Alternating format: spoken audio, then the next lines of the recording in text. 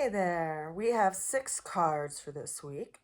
Before I jump into the cards, I want to go ahead and look at what's going on astrologically. As far as the cards go, we have 3 major arcanas, which are always speaking to life lessons that we are invited to work with, or challenges we are asked to engage with in order to level up in some aspect of our lives. And then aside from those 3 major arcana, we also have 2 cups and a pentacle card. But before we jump into that, let's go ahead and look at what's going on by way of placements of the planets in transit.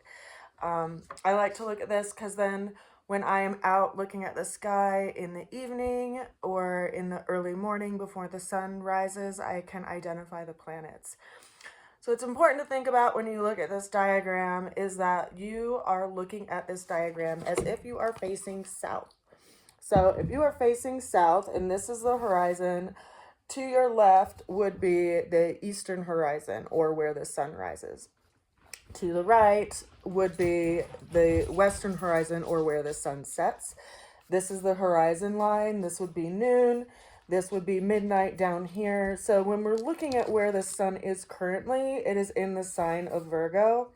We have Mercury that's at, I believe, 28 degrees of Leo. It's going to be moving into Virgo tomorrow, which is its natural rulership.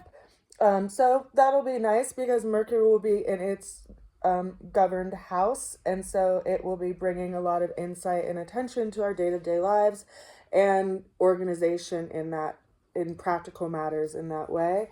And also like preventative health and things like that. And also communications. So before the sun rises tomorrow morning or, any morning for the next week or so, do consider that Mercury is the fastest moving planet. So it will at some point pass the sun. But right now you can see it in the early morning sky before the sun rises. So you'll be able to see Mercury on the eastern horizon.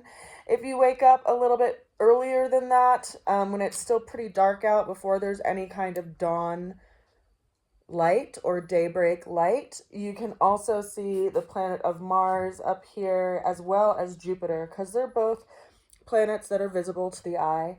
We also have Taurus over here at Uranus in Taurus at 27 degrees of Taurus, but it's not likely that you'll be able to see that. We have Chiron over here in Aries. Neptune is at 29 degrees of Pisces. Saturn is at 16 degrees of Pisces. Both of those are currently retrograde. And then we also have Pluto over here at 29 degrees of Capricorn moving retrograde. We have the moon around, I believe, 16 degrees of Scorpio, but it moves pretty fast too because it moves through this whole zodiac wheel in roughly about 28 days. And then we have Venus over here in Libra. So after the sun moves through its cycle of being around noontime and then around sunset on the western horizon, after the sunset goes down, you'll also be able to see Venus over on the western horizon. I've been watching it in the evening as I also watch the moon wax and gain in light. And so you'll be able to see Venus, and then you'll be able to see the growing moon also over close to the western horizon.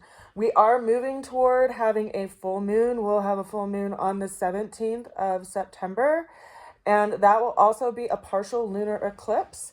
The interesting placement about that is calling to my attention is that at that point, right, because we have the moon, which is currently in Scorpio, it will travel over here to the area of Pisces, which is what will put it in a full moon position because the sun is currently in Virgo.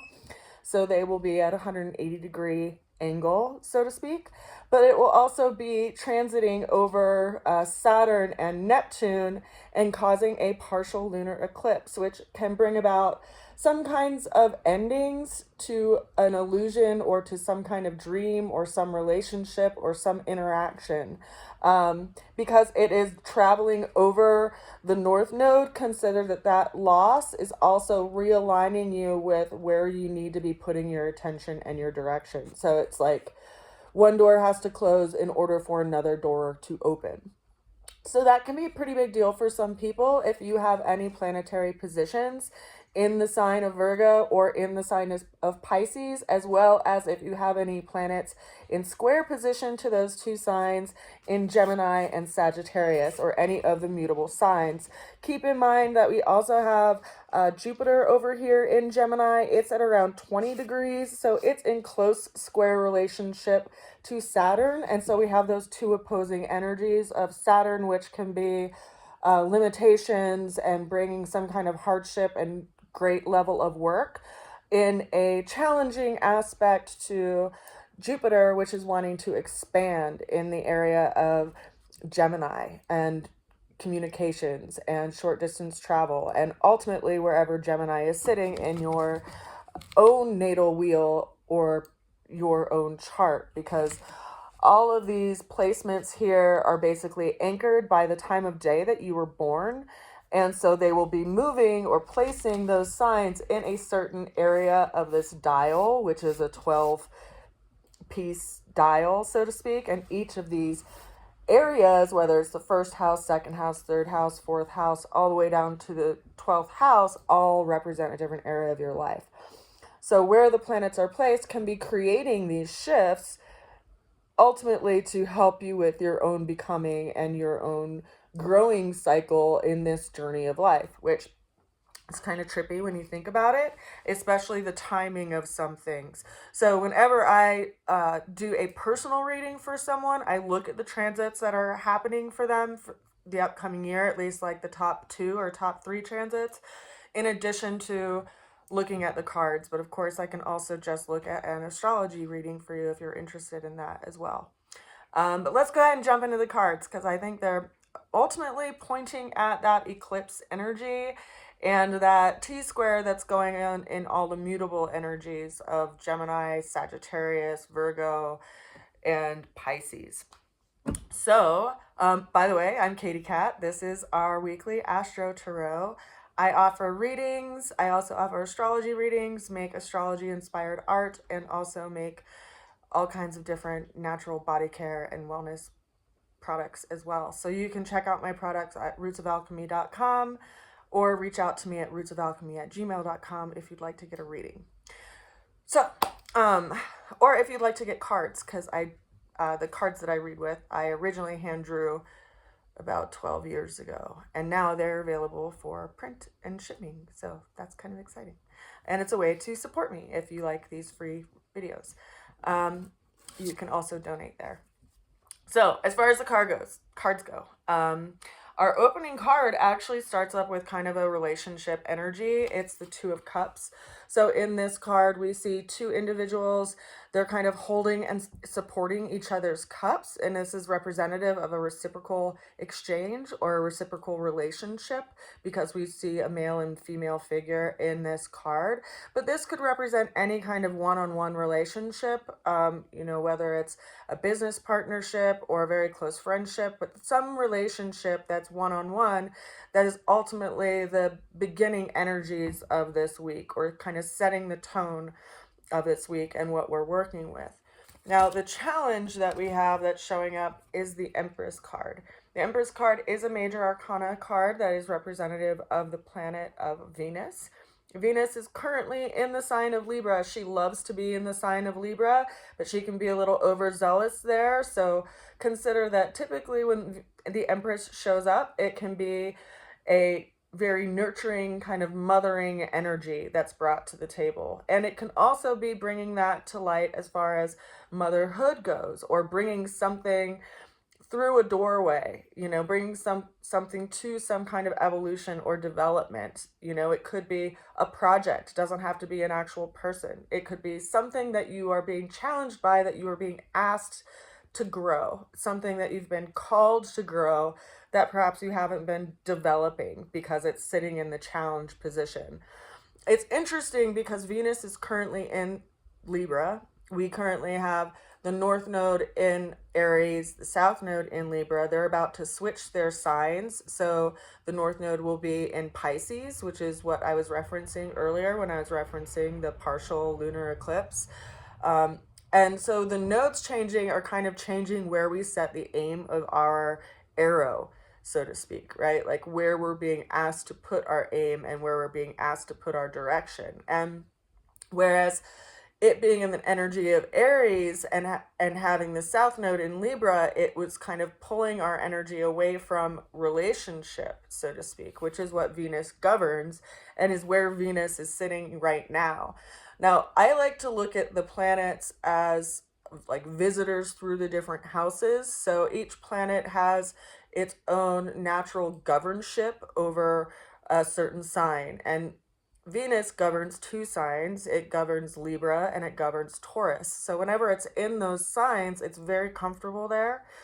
And it likes to be there, you know, as opposed to having like Aries in the sign of Libra, right? Which is kind of like an aggressor energy in the sign of relationship. Having Venus in the sign of Libra is very nurturing, is very mothering, is very considerate, but also can be disciplinary, right? Just like a mom disciplines a child to brush their teeth for their own best interest and to have bedtime and to clean up their room and make their bed and all these things that could be considered harsh when you're a kid and controlling, but they ultimately are disciplining you to be able to take care of yourself. So perhaps that's part of the challenge too. Where have we not been disciplined in taking care of ourselves? Because we have the energy of Venus in the sign of Libra, which is relationship. And ultimately, we have our first and foremost relationship with ourselves. And then we have Mercury, which is moving into the sign of Virgo, which is all about practical efforts and day-to-day efforts and routines. And Mercury governs both Virgo and Gemini. So having these two planets in the signs that they naturally govern is a good energy that's going to be calling toward our development, right? Mercury's seeing what needs to be changed in our day-to-day efforts, and it's applying new organizational skills to them. And Venus is looking at our relationship with ourselves and our relationship with others and our relationship with projects. In this realm, it's growing something, right? And there's a challenge that we're working with, but this too shall pass, right? Even the process of bearing a child is a temporary, it takes a timeline. Like the child is developing for 8 to 9 months, you know, a little bit longer, a little bit less in some instances,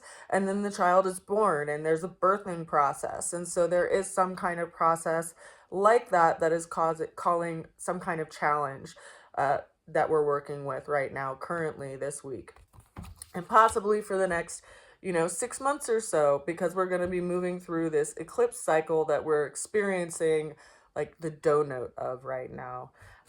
The way we're going to get through the challenge came in by the way of the Page of Cups. So this is the second cup that we have that's showing up for the reading.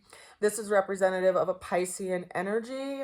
We see someone who is looking into a cup and seeing a reflection of a little fish coming out of the cup. So it's a very spiritual, reflective energy where something is dissolving the lower self to attain something that the higher self is called to. Because in the zodiac system, you have this zodiac wheel where there's these 12 different signs that are going through different aspects of development. And Pisces as a sign is the last zodiac sign before it cycles back to Aries again, which is the child. So Pisces is like this spiritual experience and where one is considered closest to God, but they can also go to the greatest depths and the greatest heights. So they can be isolated, they can be very far removed, they can be, very internalized, but also be very close to God in that way and very spiritual as well. And having this kind of show up is in a lot of ways not only representing our own reflection on where we're spending our energy in our life, but also the energies that are going on in Pisces right now, which is the planet of Saturn and the planet of Neptune. And Neptune is like the ocean, right? It's never ending. It has the greatest depths, much like Pisces, because it governs the sign of Pisces. It's in its natural rulership too, but it's going to be in this relationship with this partial lunar eclipse because the full moon will be on top of Neptune on the 17th of September. So there's something that is being brought to light that is really going to cause some big shift, some big awareness in our lives that we can't unsee once we see it.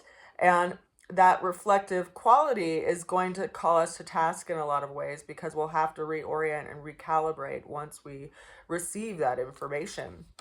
Now, the ultimate outcome came through as our second major arcana, which we have the Charioteer. It is the chariot in a traditional tarot deck, and we see someone who is riding in a chariot away from a city, and they have these two sphinx-like characters in front of them. One is black and one is white, and above them is a canopy that is made of stars, and we see that they are armored, and neither of these two sphinx characters have any kind of bondage or straps or harnesses around them. And yet we see that he's being guided to move away from this familiar space into the unknown. And the Charioteer is a very interesting card to have brought on the table for this week, because it is governed by the sign of Cancer, but also the moon, as far as the planetary body goes, because the planetary body or celestial body of the moon governs the sign of Cancer.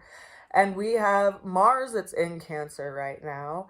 But what's so interesting about it is that we just had this initial kind of interaction between Mars and Jupiter over in Gemini. And so that initiated a new 2-year cycle between the relationship of Mars and Jupiter.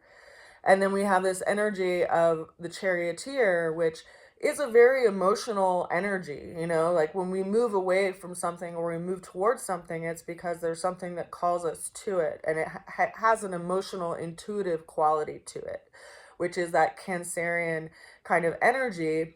But also we have the planet of Mars in Cancer right now, which is initiating something. It's initiating, maybe even some work around the home, or around, what we consider the home, because we have that energy of Mars moving through the sign of Cancer. But because it governs the moon, I think it does highlight this full moon that we are approaching. Right now it's the 8th of September. The 17th is a little bit outside of a week, so I guess this would be like a 2-week Astro Tarot.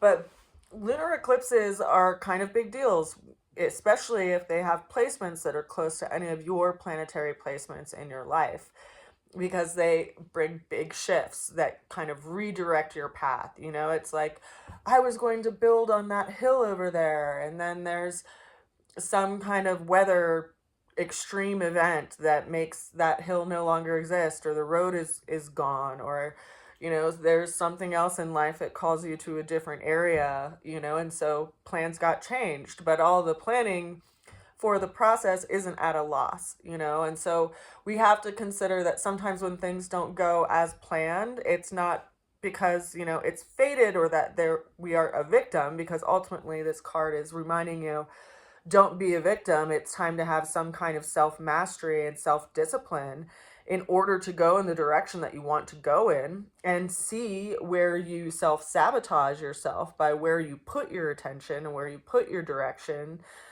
in your day-to-day life, by way of these two sphinx that are in the front. And they're like our inner guides, and what motivate us and move us towards something in our lives. And what is it that's calling us towards something? What do we ultimately want to build, and what is in our way and preventing us from doing that?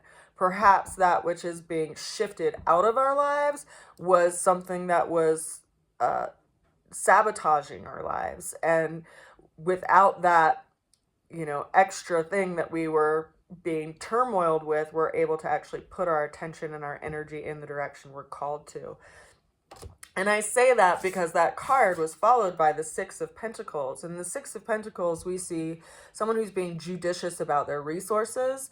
We have a central figure who has a scale, and they are tossing coins into one of two other figures' hands in front of them. And the two figures in front of them look almost like, they are asking for a handout, so to speak.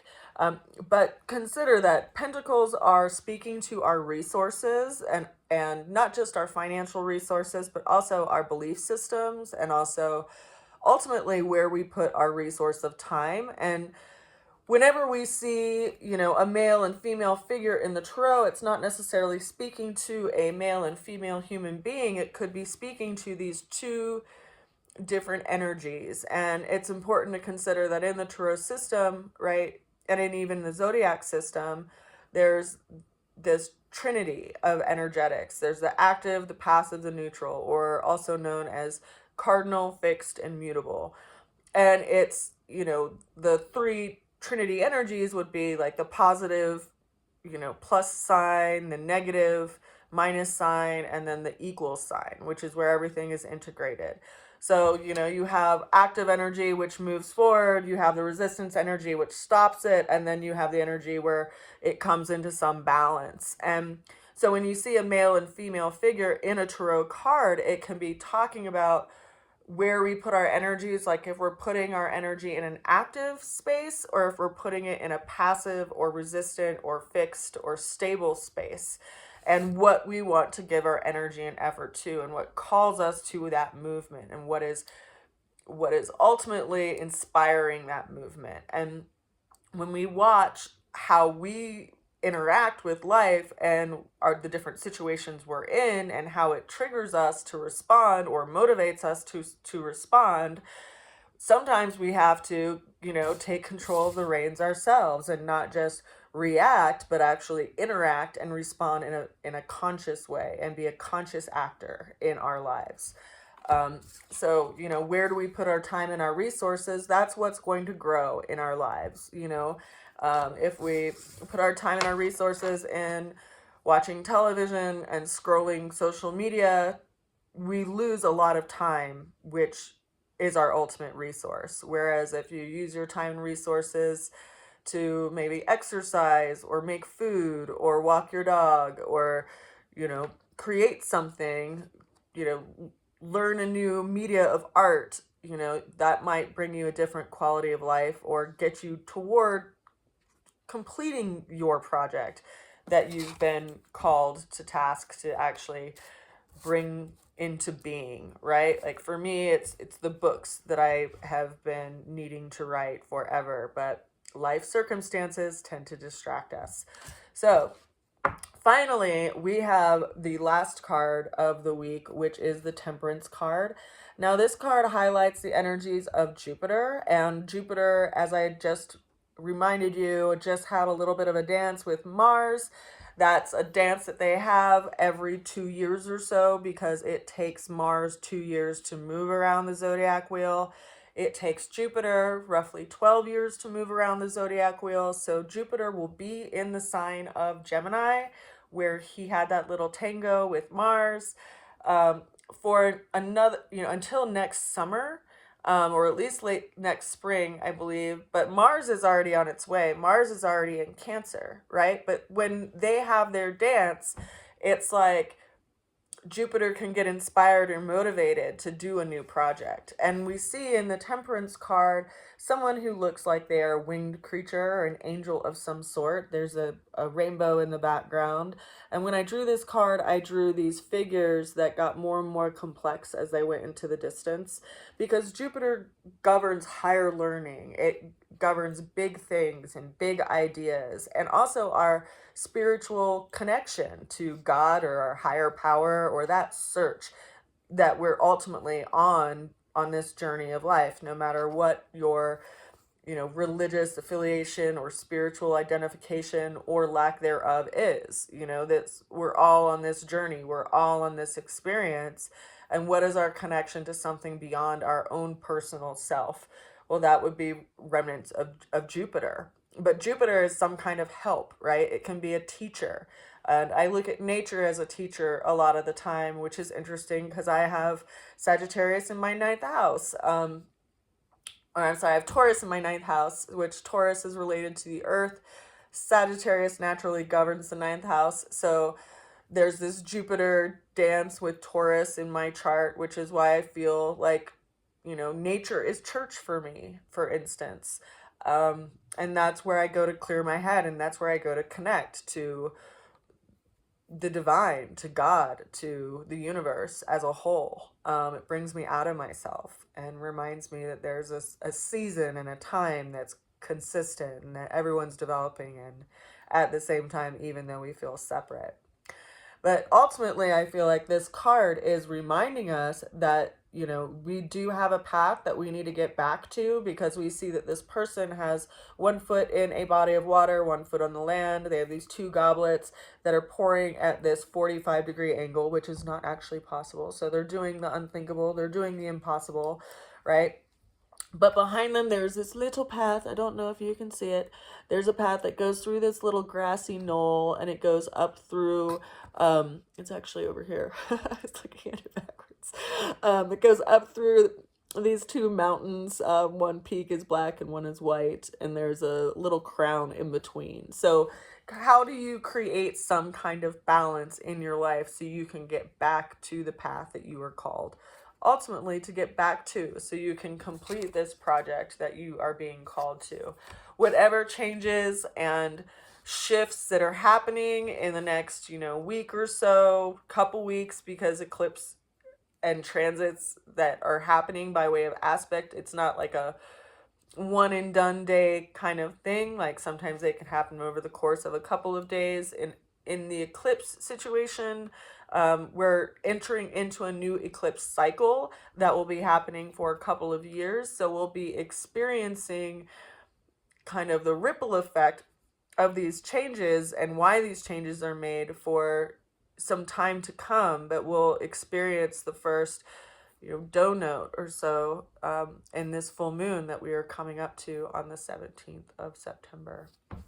So I send you a good wish as you travel through those waves, and remind you that where you put your attention on can be very pivotal for where your day goes and where your time and energy goes throughout each and every day. So if you can even pick something in your environment, or pick something that you wear, maybe you wear a piece of jewelry, and you can use your piece of jewelry as a reminder to reset or recalibrate where you're putting your attention. If you feel your attention drifting or falling, so to speak, we can create important reminders in our day-to-day lives that can help us as we navigate and maneuver through change. I send you a good wish, and I send you a lot of love, and of course, feel free to reach out if you would like to. I'll talk to you soon. Bye for now.